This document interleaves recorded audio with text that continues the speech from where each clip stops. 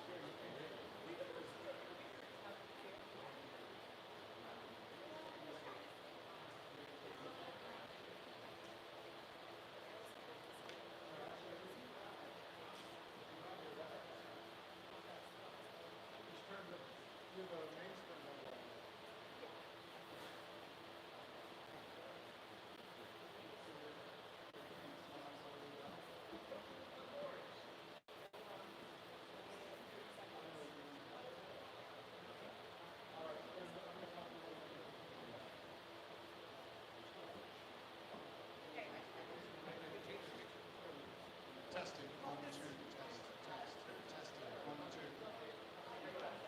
Do you want to bring that up? Testing, 1, 2, 1, 2, test, 1, 2, test.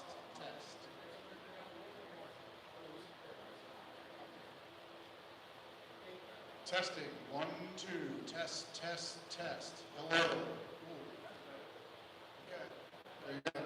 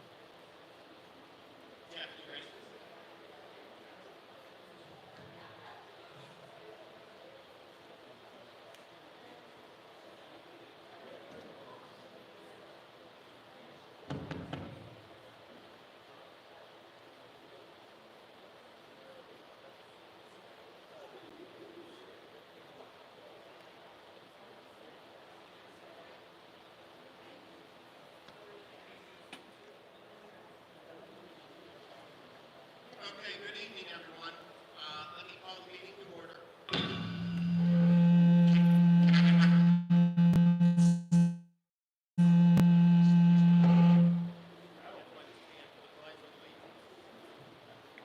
Pledge of allegiance to the flag of the United States of America and to the republic for which it stands, one nation, under God, indivisible, with liberty and justice for all. Okay, let's call the roll. Mr. Broski? Mr. Cora? Mrs. Jory? Ms. Rogers? Mr. Montani? Mrs. Sexton? Mrs. Trainer? Present. Ms. Heen?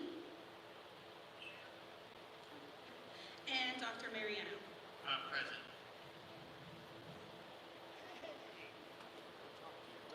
Okay, on to announcements and recognitions. Dr. Pistagna. To begin our announcements and recognitions, Dr. Saber is going to explain our new grant award from the Grable Foundation.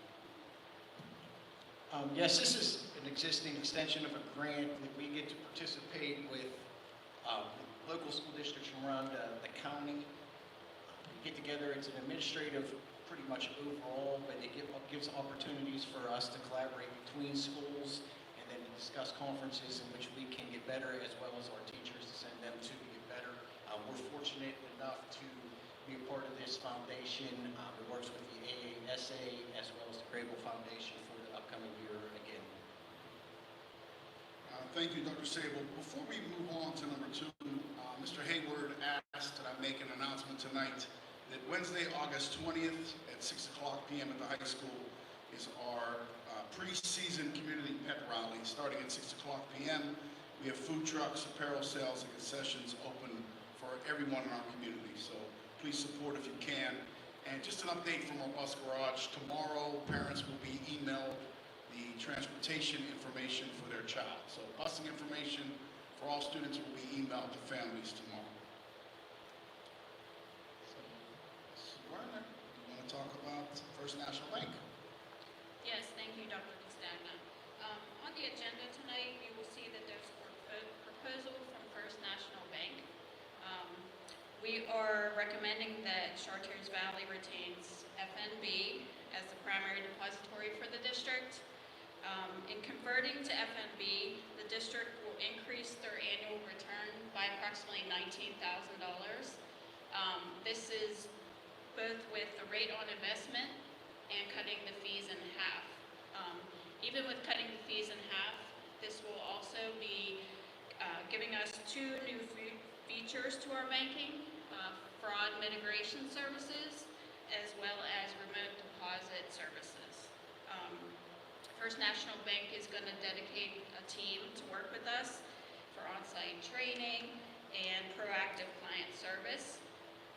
And First National Bank is also going to offer workplace banking for all of our employees. So they'll have access to experienced workplace banking specialists as well as financial education seminars to help all of our employees reach their financial goals. Any questions on this? Do we have any questions? Thank you, sir, so much.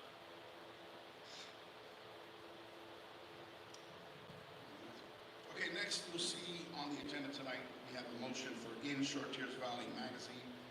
This is already a publication that is mailed out to every household in Chartiers Valley. We would like to have a school district presence within that, so we discussed that with the organizers, and if approved tonight, we would be part of their winter edition that will hit mailboxes around December 22nd of this year, and then we would be on for 4 newsletters next year. Now, how we use that will be up to the board. The proposal tonight does explain that it's $400 per page. There are some school districts that dedicate 20 pages of the newsletter to what they have. Some districts I talked to Superintendent Brentwood, and she said they use 5 pages, basically 1 for each building level, then 1 for the administration. And then if you have something going on, you can always alter that. So you're not set in stone to a set amount of pages. We just have to give them enough advance notice. But We couldn't mail a newsletter for that price. I've done this in the past on previous schools, and for the amount of households it's hitting, I paid upwards of $10,000, $12,000 every time. Where this, for 5, 6 pages, we could get out for $8,000. So it's very affordable, and it's something I think most communities recognize. And I think everyone would appreciate having a hard copy publication that they can leave on their dining room table and refer to over and over again, and cut down some of the electronic emails that we all get. Great idea. So this is in addition to the magazine that everybody gets. It's not in addition to it, we just would have pages dedicated to the district within it. It'll be in the magazine. So, and how did we end up in those pages before?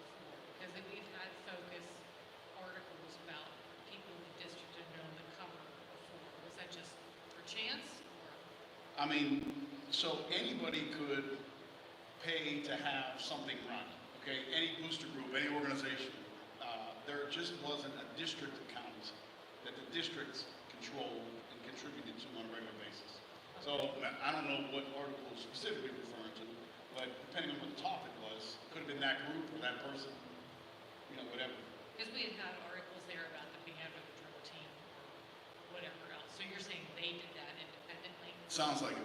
Yeah, if it was something about the band, I'm sure it was a band booster group, or something about a trip or maybe a fundraiser they were doing, that would make sense. It just haven't been dedicated district pages. So those dedicated district pages would be within that magazine that gets mailed out? So it would be different than what, say, residents of Upper St. Clair would get? Absolutely. Got it. Right. Yeah, if I could ask just real quick, what would be the plan, I guess, for your run-of-the-mill publication? How many pages are we gonna have? Like, what's the idea on that? I mean, first blush, off the top of my head, I would say each building has a page, and then we do a district page. So a primary, 5-ish intermediate, pages. middle school, high school, and a district page. So 5 pages, 400 per page, $2,000 quarterly. So $8,000 for the year. To mail it out to 30,000 residents, that's a great price. Sure is. Thank you. Yep.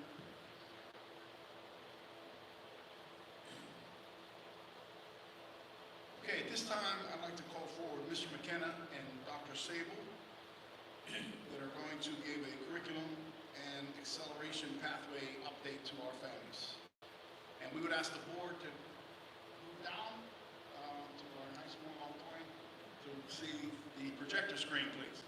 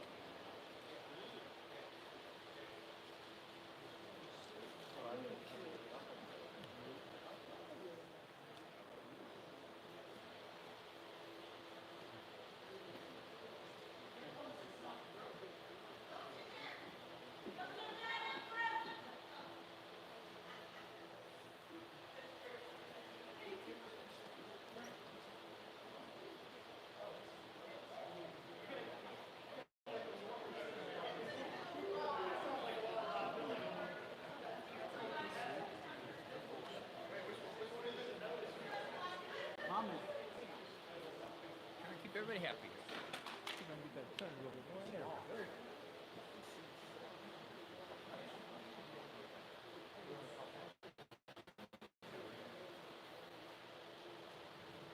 Check, check.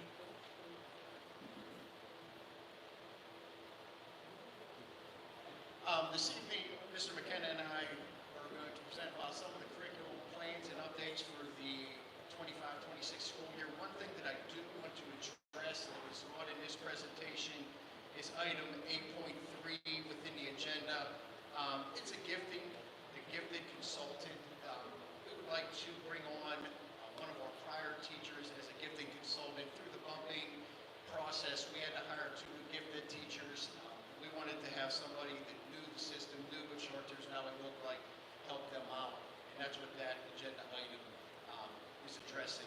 And at this time, I'm going to let Mr. McKenna kind of go with the meat and potatoes part of the presentation. Thank you, Dr. Sable. Just for context, first of all, thank you for inviting me here to participate in this presentation. For context, we gave a presentation back in January talking about some of the STEM initiatives that we wanted to do. Then a few weeks after that, we gave another presentation with a more outlined and detailed plan. So this slide is going to do 2 things. First thing it will do is kind of give you an update on the things that we talked about in the spring, and also where we're going to move forward for this school year. So this is I guess a summation is the best way to put it, of the things that we talked about in the spring, the updates we're making to the curriculum, and how we're actually going to do that. This cycle of instruction here, a couple things about this before I kind of dive into what each of these things mean. First of all, it is not linear, as you can obviously tell by the graphics. This is not a step-by-step procedure. It is a loop. It'll be a continual loop that our teachers and administrators will be participating in the entire school year.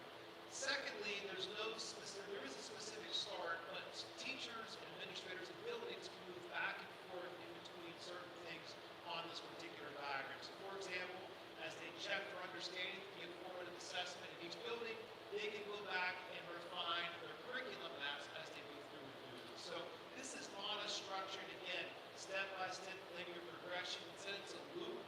It's an iterative loop that teachers and administrators will be participating in the entire school year.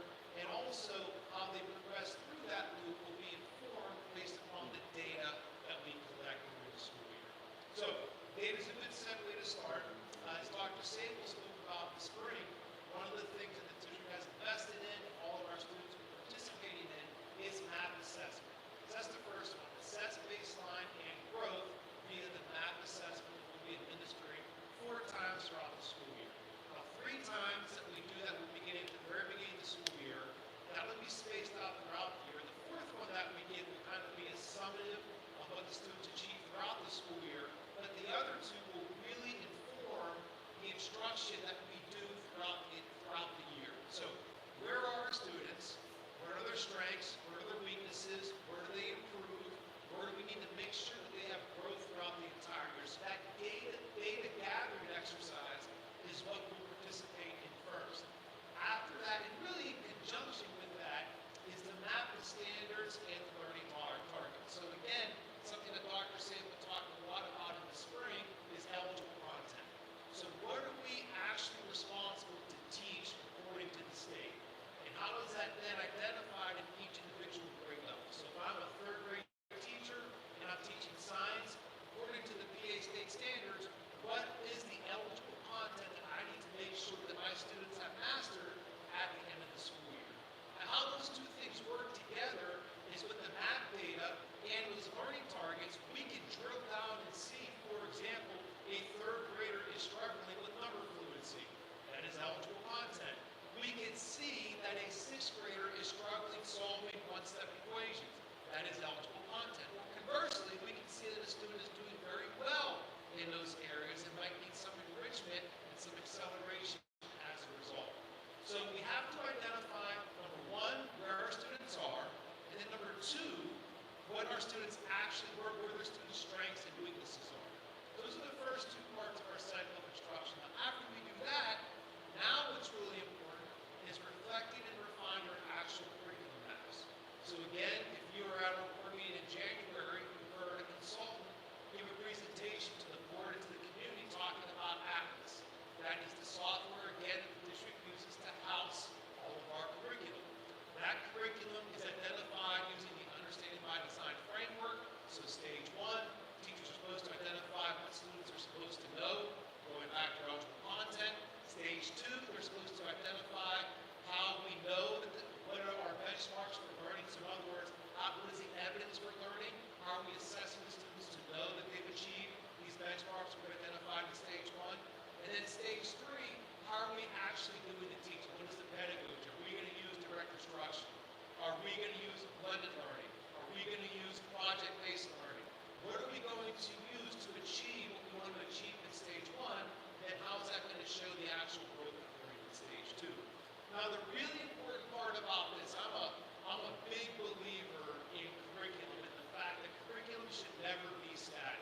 Oftentimes you go to schools and curriculum sits somewhere, they might touch it once a year, they might touch it once every 9 weeks, but curriculum is an ongoing process because the needs of our students change, right? Students, their learning is not static. They oftentimes, and this sometimes gets lumped into our students that need special accommodations, everybody needs accommodations for their learning, okay? How many of you got classes as you got older? You needed accommodation for your learning. How many of you were able to pick up things, whether around spatial skills or motor skills, as you got older? That's an accommodation for learning. We all need accommodations for our learning as we progress through our lives.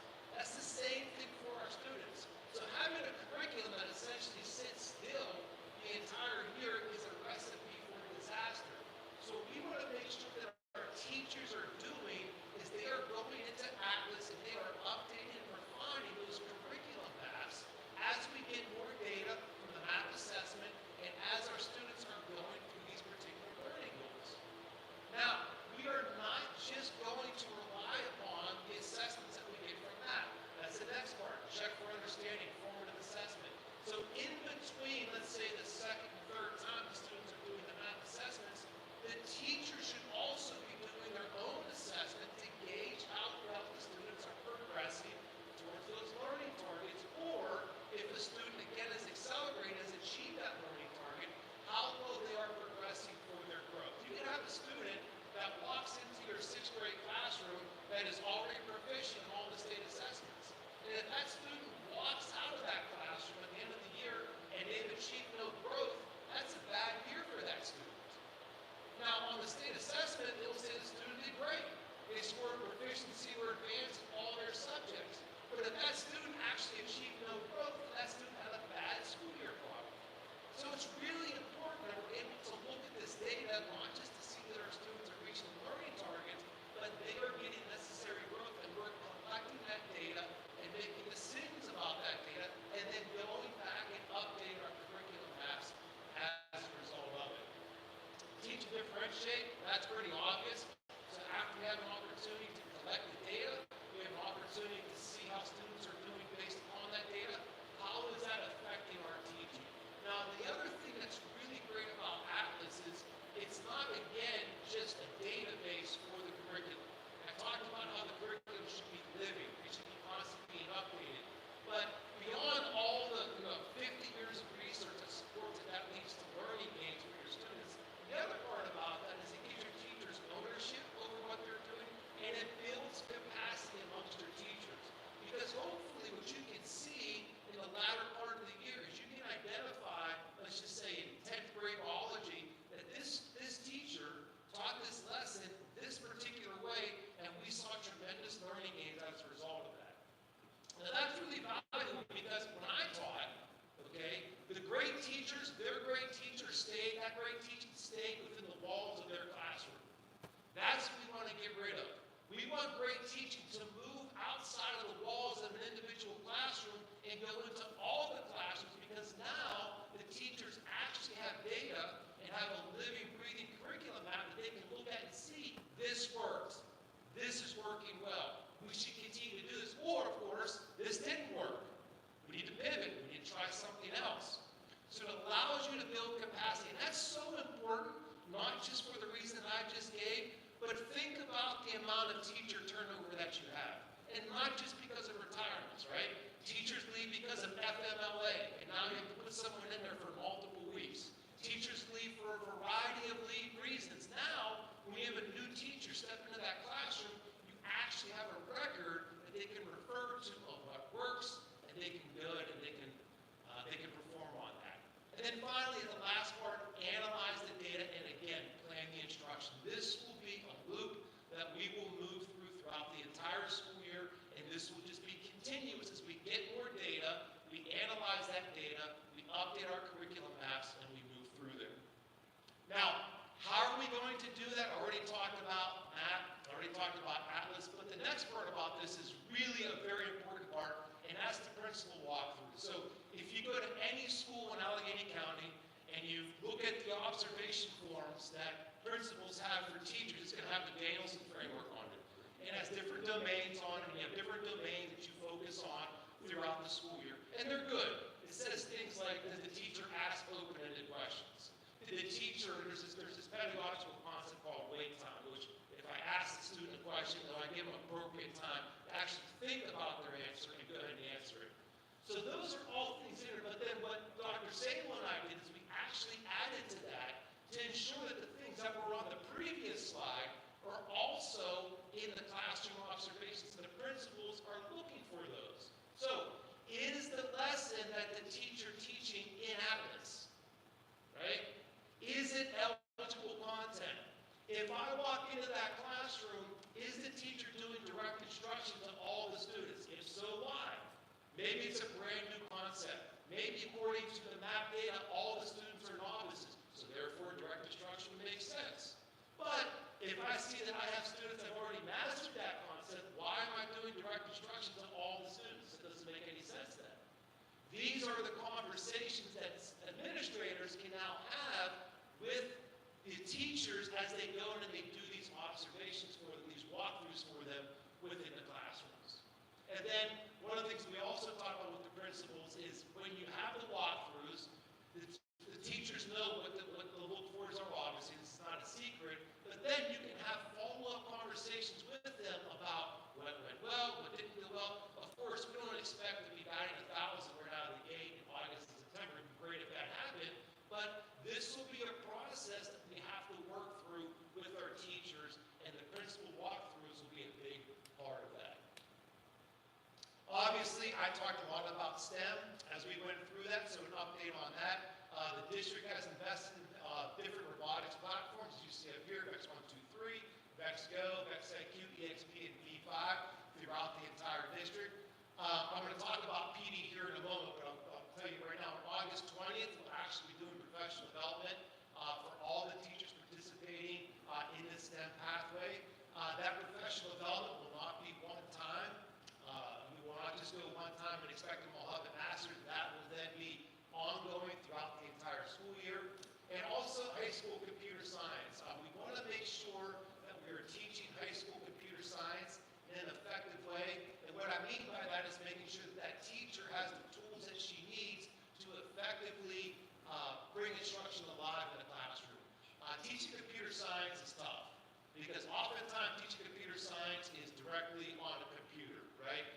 What we're very successful at VEX Robotics is taking computer science off of the screen and therefore allowing computer science to be much more tangible for the students and not so abstract. This is how you widen the computer science pathway, you get more students involved in computer science, and you make computer science instruction more effective. So making sure that the teacher actually has more resources that she can tap into to bring computer science off of the screen, and then also having a pathway.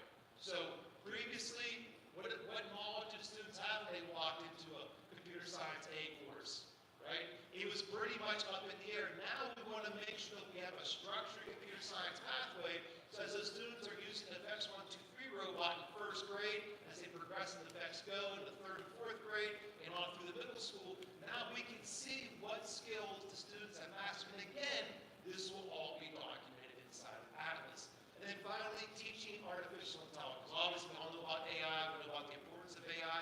So building out also an AI pathway for K-12. So for first and second grade students, understanding basic AI literacy, right? What it means, what it entails, and then progressing through that as the students get older. PD, I already talked about this.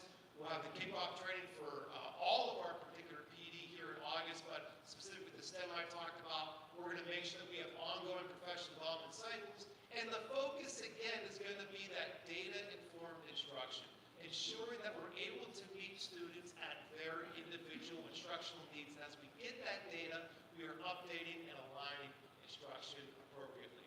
Last thing, parental advisory committee. So why is this important? Because to be quite honest with you, parents know really, really well what's going on in the classrooms, right? If all these great things that we're talking about around differentiated instruction, making sure that our teachers are doing data-informed decisions, and making sure that our students are getting all of their needs met. Parents are going to have insight into that honestly we might not have, and even our building principals might not have. So doing this parental advisory committee, what it's going to do, and we've already met with a couple sets of parents and discussed this with, but hearing what their feedback is, how are things going in the classroom? Here's our goals, here's our ideas, here's what we're trying to accomplish. We all have the same goals, right? We want to make sure that our students have tremendous learning outcomes and have a tremendous experience at the school. So as long as we have that common goal, let's figure out how we can work together to be able to meet that. So next steps, we want to have the data-informed walkthroughs that we talked about. Dr. Sable and I actually met with the administrative team last week about this. The robotics teams launches will also, one thing I forgot to mention in the slide about K-12 STEM, we will have robotics teams in both the middle school here in that professional development for the STEM pathway like we talked about. AI pathway rollout, we're targeting January for that. So what we mean by that is we'll work together, Dr. Sable and I, and the high school computer science team, to develop that AI curriculum and pathway, and then roll that out beginning in January. First parental advisory committee meeting will probably happen here within the next 2 months. And our commitment, again, the goal that we're working for is every student is challenged, supported, and inspired. Okay? So with that, I'll be happy to answer whatever questions you may have. Yes? How does team time work, integrated into the schedule so that when we're finding curriculum gaps for it, they're level rather than just kind of. Yes, and I can invite Dr. Sable if I get this wrong, but all the teachers have K-8 specifically have their own individual planning time and then common planning time to do that team that you were talking about right there. It's a little bit more difficult to do at the high school because they're divided by domains, so like anthropology department and math department. But we actually talked with the high school principals on all doing that same type of outline there. Okay. And are you providing professional development for more of assessment and data?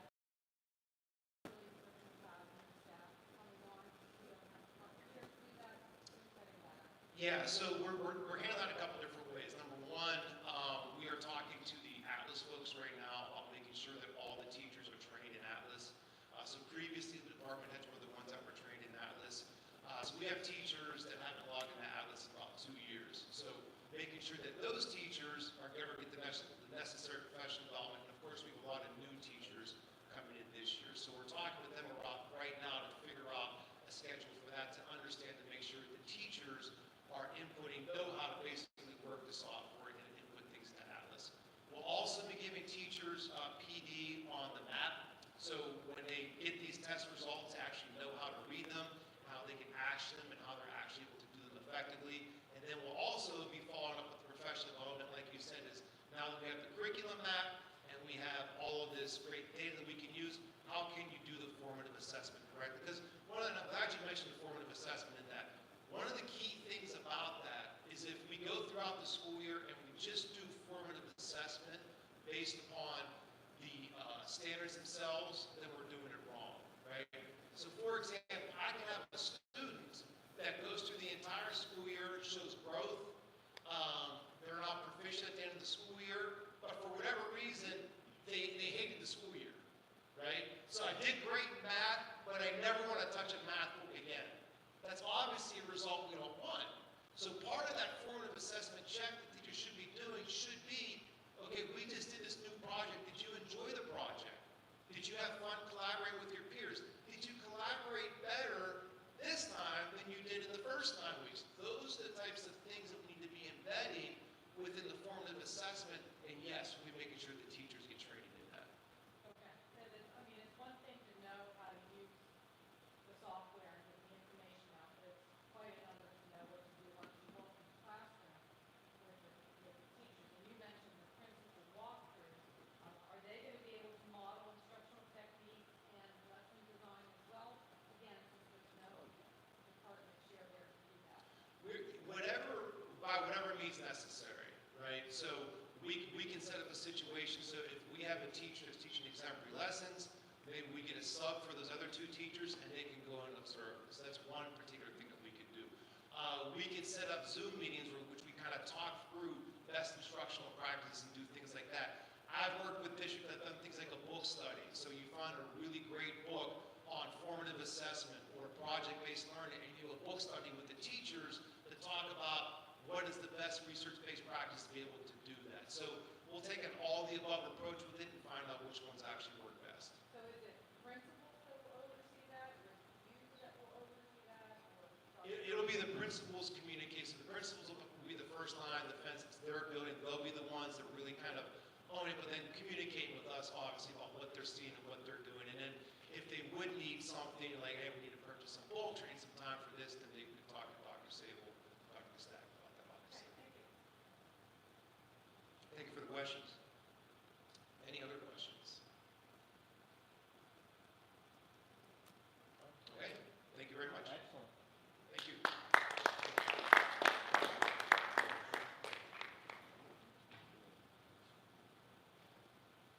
This time, we'd like to call for Mr. Huber and Mr. Loomis. They're going to update the public on our security plan.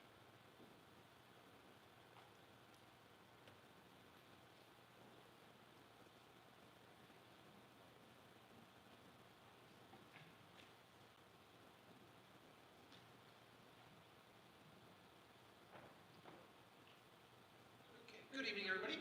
Thanks for having Mike and myself back. So we pretty much want to provide some updates on what we presented on back in May about all the safety and security initiatives within the district, where we are currently with them, where our timelines are, and sort of what's going on with everything.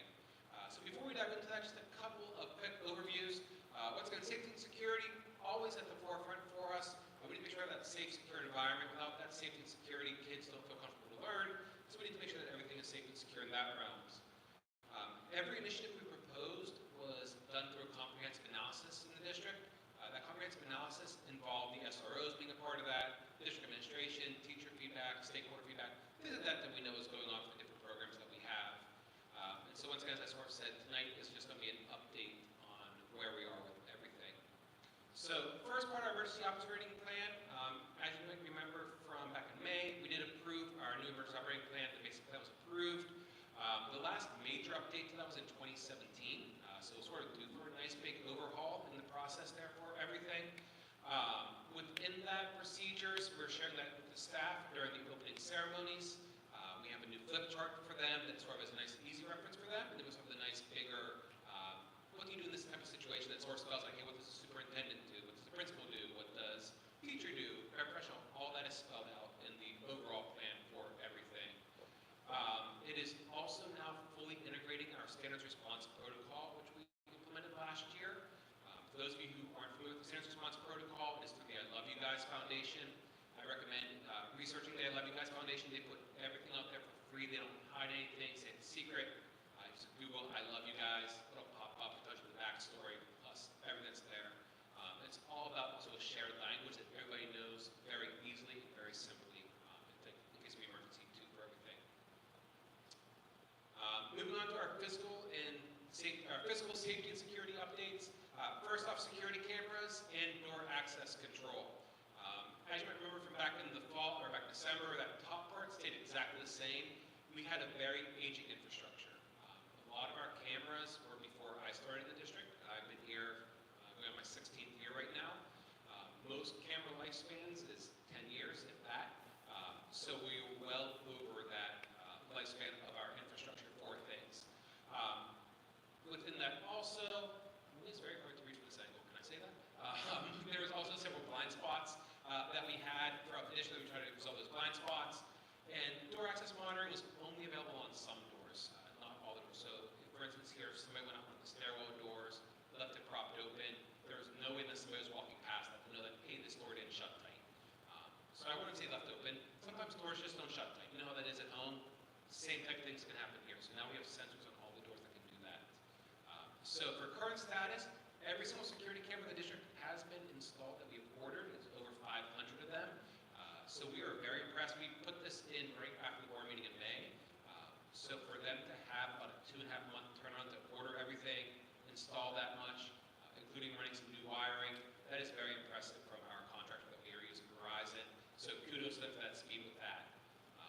Beyond that, for door access controls, high school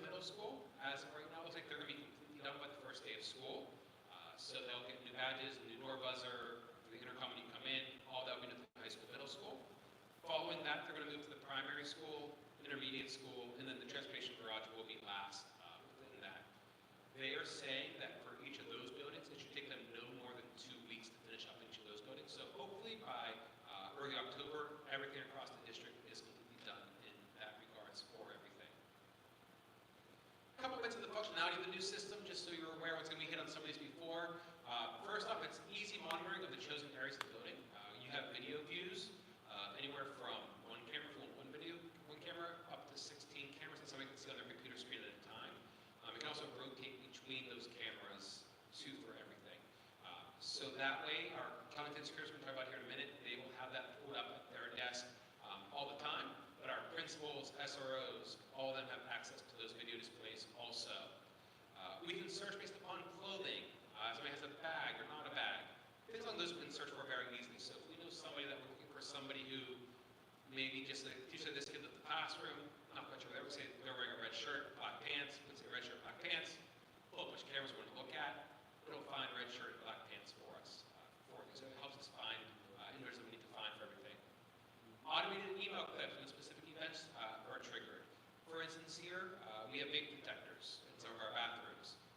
When that vape detector goes off, the closest camera can record automatically 30 seconds before, 30 seconds after, email it to the principal saying, hey, help me investigate who was in there when this happened. Here's the video clip for you right now. They don't have to take time to go find that camera, dig it up, search through it. It's all there for them very easily. The ability to be notified when doors are left ajar, we talked about that a second ago. So we can set a threshold. If the door is open for more than 15 seconds, we can say that. We want to say after a minute, we get notified. We can choose what that notification system is for things. We can set schedules for access to the buildings, when access cards can work or not work into the buildings, who has access to those different cards for things. The door buzzer system, so those current buzzers you get when you visit the buildings, they are going away for a new system. It is much smaller than those big silver boxes. But what happens is it will go to the first group of people. If they don't answer because they're busy with something, it's going to bounce to a second group of people. And then even the principals can say, hey, I want to talk from my phone. I can answer from my phone, talk to the person, buzz them in from talking to the phone if they wanted to do that too. So we have that type of functionality too. It also allows for pre-recorded messages. So when you ring the buzzer, it's going to say, like, welcome to Chartiers Valley High School or whatever building. If it's outside of hours, it can say, welcome to Chartiers Valley. Please note the building's closed at this time. Please come back tomorrow or something like that. Even on like days that schools are closed, we know sometimes with snow days or things like that. Parents don't always listen to the messages that they get or don't get the messages. And they show up, so we have those saying like, hey, you know, today's normally a school day. It's not a school day. Please come back tomorrow. We can do those custom messages on the fly with that system too. And plus now, every main office will have an emergency lockdown button also, that if there ever is an emergency, they can put it'll automatically deactivate access to any door. So if somebody's outside, they can't come in during those situations, but able to also alert 911, so forth, all those things from that lockdown functionality. So some updates, we didn't have administrator training here today. Actually, they learned about the new systems today. Security, we're going to be training our SROs and so forth that come in on Monday on those things. The automated alerts are being added as installation is complete, so they're not in there yet, but we'll be adding those in as stuff gets finished. And integration with other systems such as Raptor, Chartiers, we'll talk about a little bit later. That doesn't occur until everything is done from the install side. So that'll be happening starting in October once everything is done for that. Just sort of see what some things look at. This is for the search functionality in there. So we have 3 options that apply to us. One is appearance, line crossing, and loitering. I'll talk about all 3 of them very quickly. Appearance, as you can see, we can choose male and female. Are they upright? Horizontal transitioning doesn't apply to us. That is more for like hospitals that are using the system. They want to know if somebody passes out, falls down, if they can see that. We don't have people just laying down in the hallway or falling in the hallway usually, so we don't need to worry about those things for it. We can choose this person have a bag or doesn't have a bag. That looks at both backpacks or gym bags to find some. So if somebody's carrying something they shouldn't be carrying, we have to search for that. And then this is what we can search for. So shirt, pants, basic colors for things too. Please know I've had to be last on this. It is not facial recognition. It cannot analyze your face. It cannot do anything like that. We can't upload a photo, but it's looking for like, hey, long hair, short hair, hat, not hat. Things along those lines that's picking from it. It cannot analyze faces for things. Line crossing, pretty much says exactly what it means.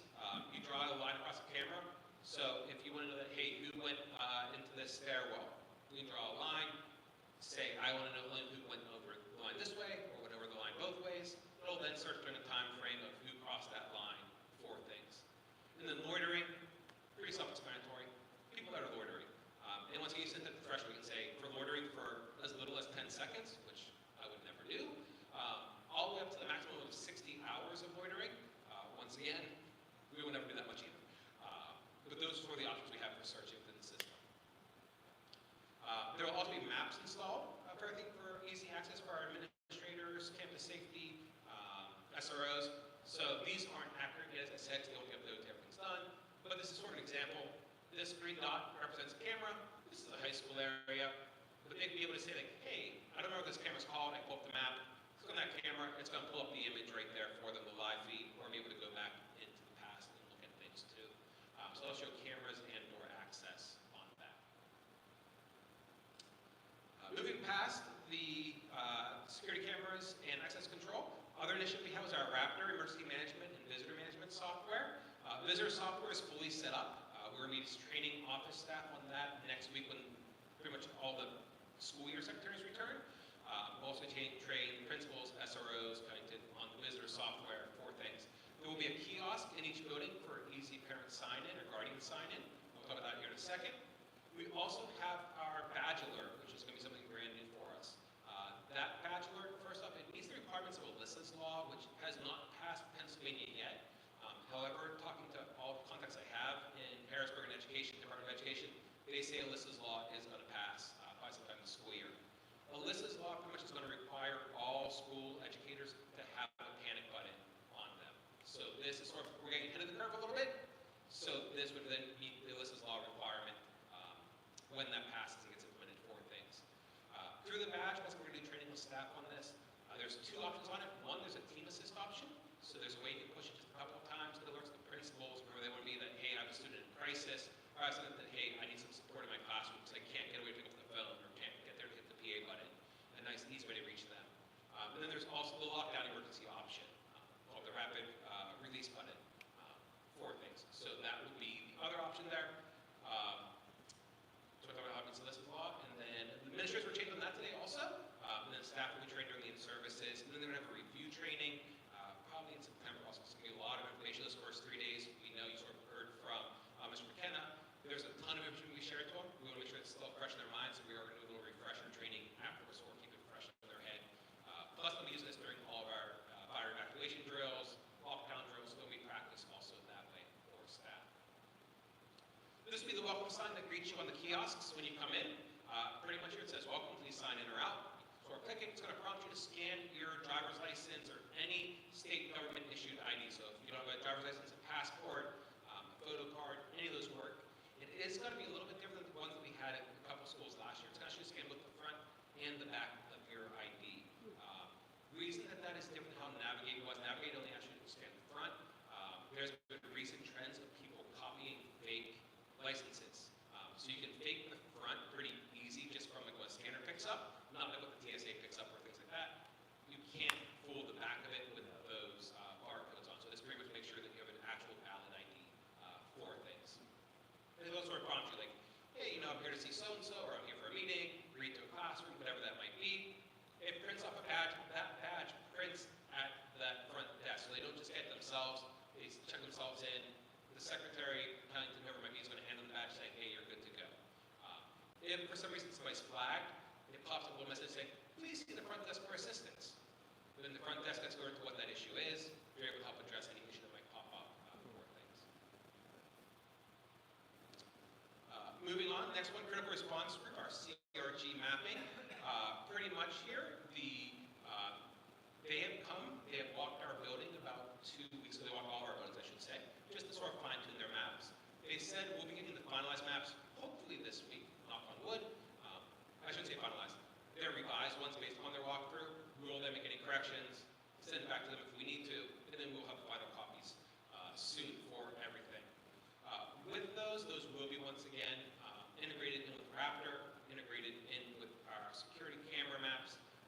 With Raptor, what we'll hear is when somebody activates that team assist or that rapid alert, or they activate an emergency, there are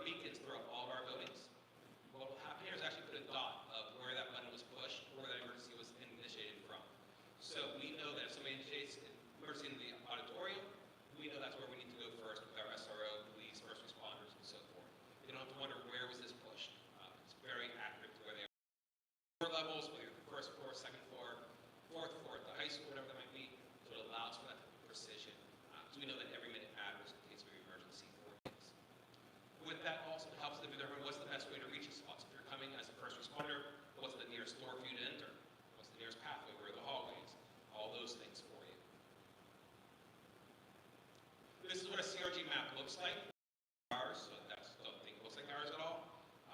But they're going to do a couple of versions. They're going to do an exterior one, they'll do some interior ones. If you notice here, it's a bit hard to see on this. There is a little grid for it. That is what first responders use a lot of, what 911 uses a lot of. It is also directed toward whatever way true north is for things. But everything is labeled. You can see little icons where different things are located at. All that is on there for them. Once again, 911 has access to this. They put it up on their computer. All first responders can pull this up on their devices, inside their vehicles, or at their stations. And that is going out to police, EMS, and fire. All three levels of that for things. I feel like I've been talking for a while now. A lot of updates. I'm sorry. Question. Yes, go ahead. The mapping, is that the partnership with Carnegie Mellon or no? Something No, that's very different. That is the, what's it? Curve Point, yes. Yeah, fair point. Yeah, that's it, that's, Totally separate. Does the public know about that? not yet, no. Okay. Do now. Yeah, talk about that. You want to talk about that now, or do you want me to finish and then come back to you? Okay. So Infinite Campus Workflow, we just had a training last week on that. Digital hall passes is a big part of that. We'll be looking at rolling that out at the secondary intermediate school level as the school year goes on. It is a bit to tackle at the start of the year here, with where our training can fit in within their process when we let them know. But some things that we will be rolling out from the very start here, we will be looking at putting in online portal, the Infinite Campus portal, where parents can report their child absent for things, whether it's an illness, missed the bus, leaked in, doctor's appointment, educational trip, those type of things, where they can do that ahead of time online, instead of having to call the school or have the school call you, saying things. So we're being proactive with those things. That's an easy one for us to do for the start of the school year. We will be doing a couple kiosks in the health office, counselor's office to help the student check in those areas. And then other things we'll be adding on as the year goes on for things too. But information will come out about each of those when we get to that point to families, what they need to know for everything. Kellington security update. We did have a planning meeting yesterday with Kellington, Kellington, the SROs, building administrator, Dr. Sabo, Dr. Stagna. We'll be doing an orientation with them starting on Friday. Anything else you want to say about Kellington, Dr. Stagna? Thank you. Just so the public's aware, so the plan, in collaboration with the SROs, is to have an armed SRO at the high school, along with unarmed Kellington guards daily during the student day, and then unarmed Kellington guard and unarmed at the booth, and then an unarmed guard at the intermediate school that would work here with our Scott Township Police SRO, and then an unarmed Kellington guard Collier SRO there. So we will have an armed individual in every building, as well as the booth when you enter the high school middle school campus. Along with those positions, we do have a rover, which is a 10 to 6 position that will be there for after school, and so on, and concentrating on those rear entrances, mostly at the high school, but also just campus grounds when we need them. We started that this year, and they did identify some behavior that brought awareness to our administrators about some foot traffic we had coming on the campus, especially here, because this is very open in the community and on all sides. So that's the plan, but it is in collaboration with our SROs, and we look forward to having manpower. We were going to walk into a security guard now when you enter the high school. We're going to walk into a security guard when you enter the middle school, instead of going to the secretary desk and having that extra layer of protections. I think it's something you're going to see and feel as you enter our campus. Thank you.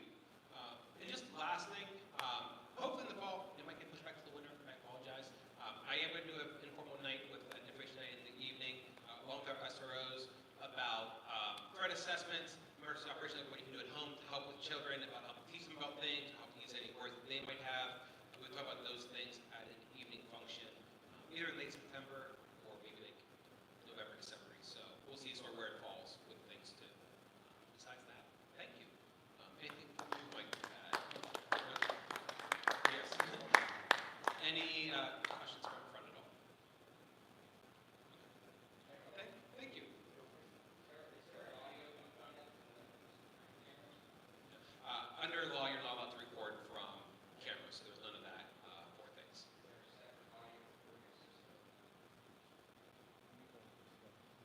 requires no audio recording for any of our cameras or systems that we have.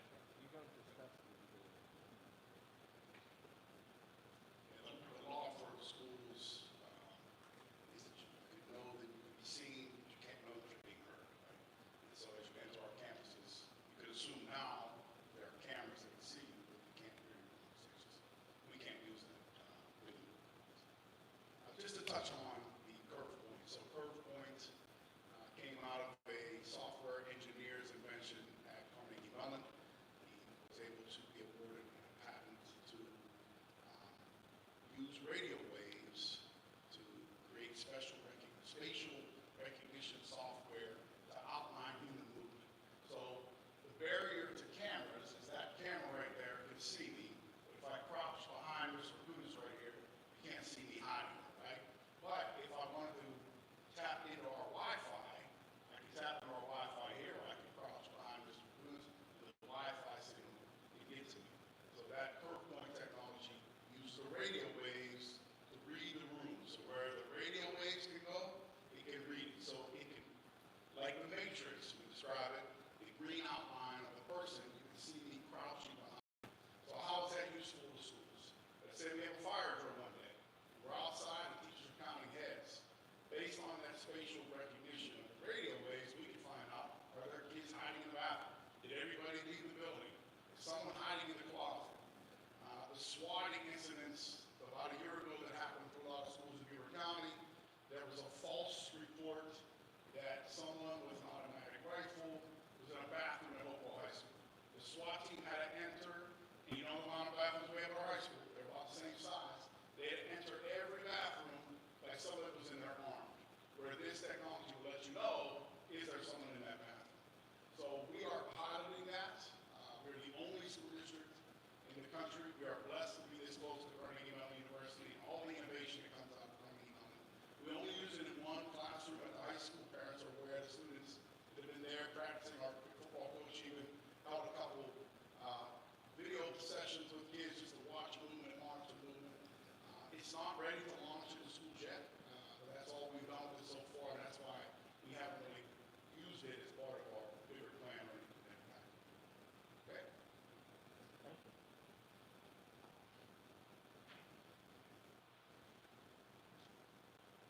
All right, I think we can go back to our seats. Oh, yes, Mr. McGill.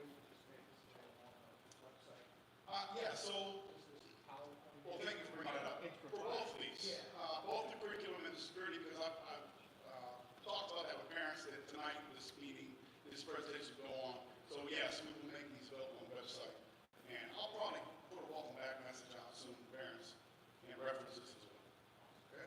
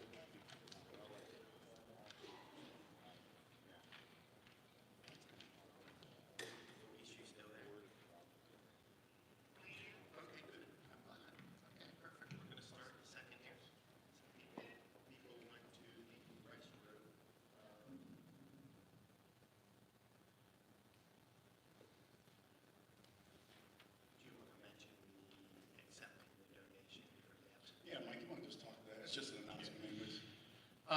Yes, one of our teachers at the high school was emailed a donation of an Epson direct-to-garment printer. It prints very early 2 t-shirts and other apparel from Mr. Ben Kratz. He wanted to donate it to our school district, so we just wanted to let everyone know that we are going to accept that donation. Okay, that's great. Okay, thank you.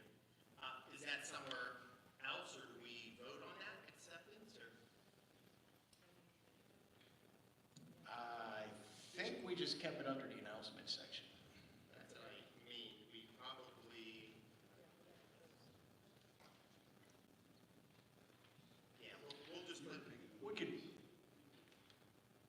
I have that. Oh, no, you can't. And yeah, it's no. we'll, we'll add it on the next one. We'll add that to On the the next, next one. what is it, the 27th or 26th August meeting? Yeah, we'll have it on there for And sure. then just put it in there so the board votes on it. Yeah, just so we're formally accepting the donation. That'd be great. Okay.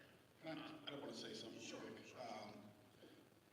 I want to thank our technology department. You know, school districts don't operate like corporations. If we were an $80 million business, we would have 20, 30 techs and directors of technologies.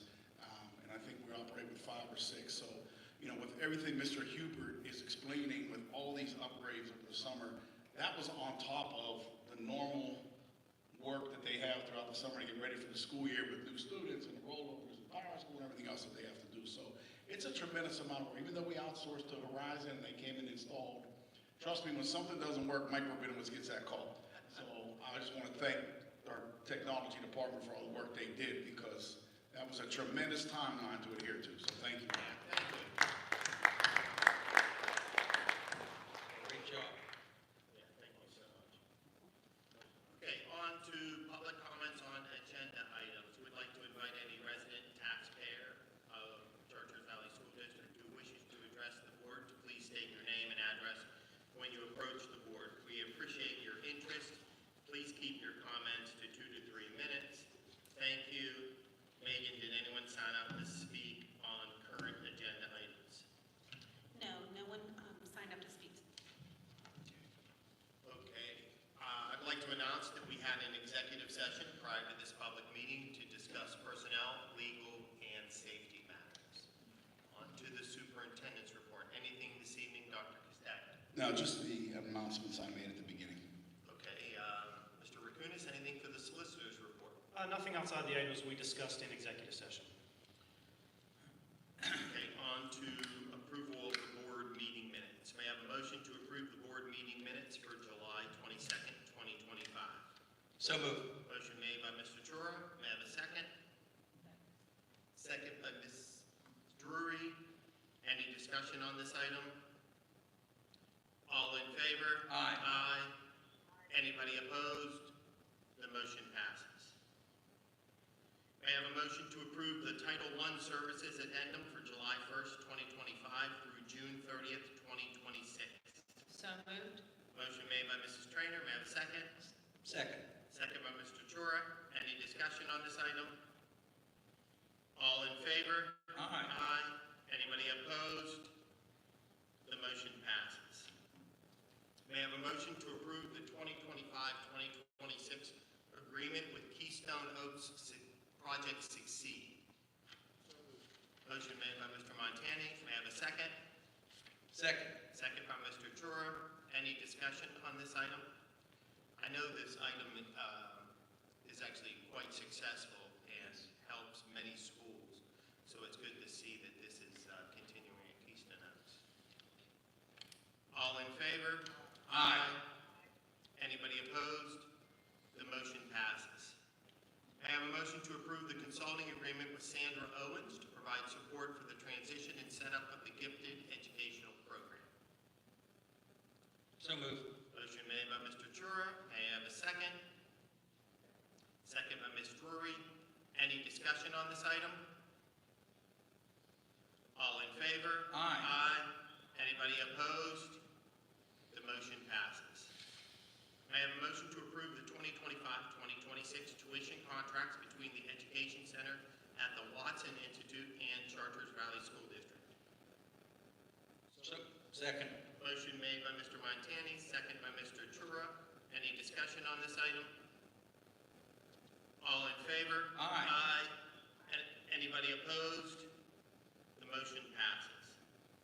May I have a motion to approve the 2025-2026 middle school student handbook?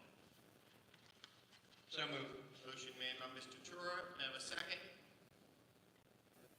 Second by Ms. Drury. Any discussion on this item? All in favor? Aye. Aye. Anybody opposed? The motion passes. May I have a motion to approve the 3 dance troupe travel request as presented? So moved. Motion made by Mr. Chura, second by Mr. Montani. Any discussion on this item? All in favor? Aye. Anybody opposed? The motion passes. May I have a motion to approve the Preston County High School Cross Country Invitational Travel Request as presented? So moved. Motion made Second. by Mrs. Trainer, second by Mr. Chura. Any discussion on this item? All in favor? Aye. Aye. Anybody opposed? The motion passes. May I have a motion to approve the Smithville High School Boys Basketball Tournament travel request as presented? So moved. Motion made by Mr. Chura. May I have a second? Second by Mrs. Sexton. Any discussion on this item? All in favor? Aye. Anybody opposed? The motion passes. May I have a motion to approve the Human Resources Report for August 12th, 2025? So moved. Motion made by Mr. Chura. May I have a second? Second by Ms. Drury. Any discussion for this item? All in favor? Aye. Anybody opposed? The motion passes.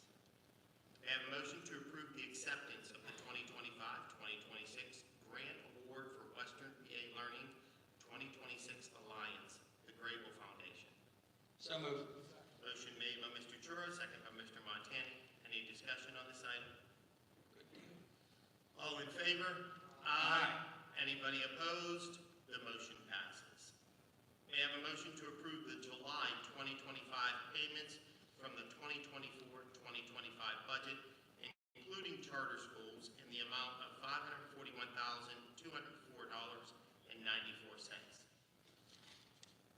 So moved. Motion made by Mr. Chura. May I have a second? Second by Mrs. Sexton. Any discussion on this item? Just a clarification, do we see both of these because of the way the fiscal year runs? Yes, that's correct. Thank you. Okay, all in favor? Aye. Anybody opposed? The motion passes. May I have a motion to approve the July 2025 payments from the 2025-2026 budget, including charter schools, in the amount of $3,254,848.73. So moved. Motion made by Mr. Chura. May I have a second? Second by Ms. Drury. Any discussion on this item? All in favor? Anybody opposed? The motion passes. May I have a motion to approve and retain First National Bank as the primary depository for the Chartiers Valley School District? So moved. Motion made by Mr. Chura. May I have a second? Second by Mr. Montani. Any discussion on this item? I'd just like to thank Ms. Ward for finding this and moving forward. All in favor? Aye. Anybody opposed? The motion passes. May I have a motion to approve the proposal from Hilltop Paving for the listed change orders totaling $22,995? So moved. Motion made by Mr. Chura. May I have a second? Second by Ms. Drury. Any discussion on this item? Can we just have a clarification of why there's a change order for $22,000? I mean, this was pretty pricey to begin with. Yes, so there were extra requests that were made as the project was going on. There were some areas that they could not just pave over because of the cement, and they brought this to our attention and asked for additional pay. I asked them about possibly painting the curb. So if you pulled onto the IS campus tonight, you can see the new paving, and then the curbs look pretty bad over the years, have never been touched. And also, I was under the assumption that the numbering of the parking spots, which I was included on some of those discussions for the middle school, high school campus, was part of this proposal when it went out, and it wasn't. So this would include them putting numbers on all the spots. How many, Dr. Sable, did we say? Yeah, I was gonna say, over, like, all the middle school and high school campus would be numbered. And then also painting the curb, and then some of the additional work that they feel that they did that was above the original proposal specs. So the numbering of the parking spaces, does that fit into our security issues?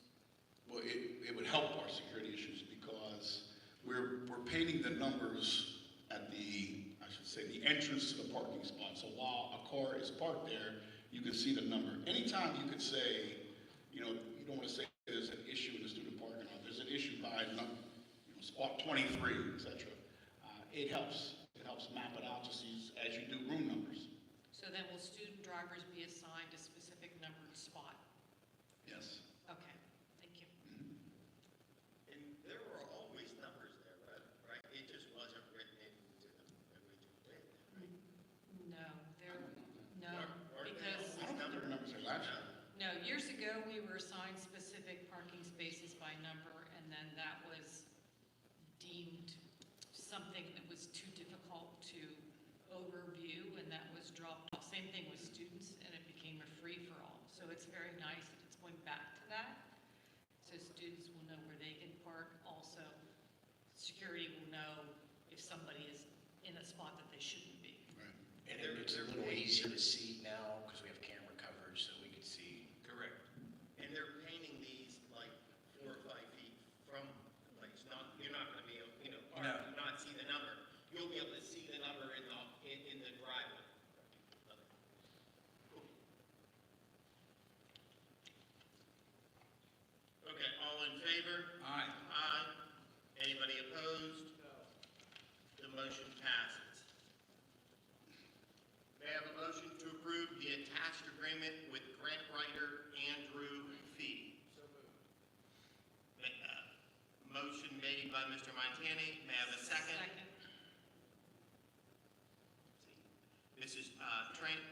Mrs. Trainer, any discussion on this item? All in favor? Aye. Aye. Anybody opposed? The motion passes.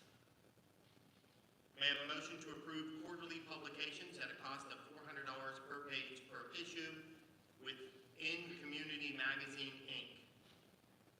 So moved. Motion made by Mr. Chora. May I have a second? Second by Mr. Montani. Any discussion on this item? This will be a good thing, though. The whole public will know what's going on. I agree. Do you want to explain a little bit about this, Dr. Castagna? So, oh, that's right, you had an announcement. I get it all blurred. Okay, that's right. So that's good. Okay. Any discussion? All in favor? Aye. Anybody opposed? The motion passes. May I have a motion to approve Campbell Durant PC to serve as outside counsel pursuant to school board policy? So moved.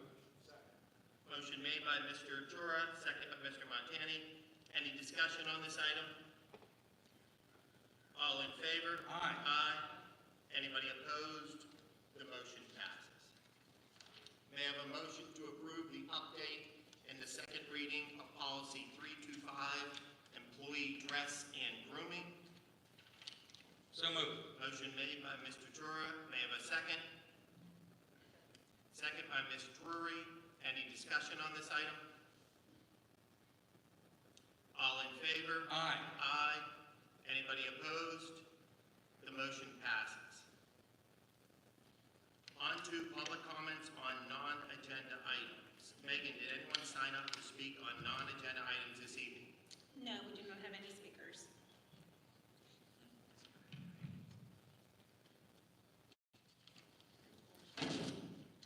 If so, so nobody signed up? Okay. Okay, I'd like to announce that our next board meeting is August 26th, 2025. May I have a motion to adjourn? Motion made by Mr. Montani, second by Mr. Chura. All in favor? Aye. Aye. Have a good evening, everyone.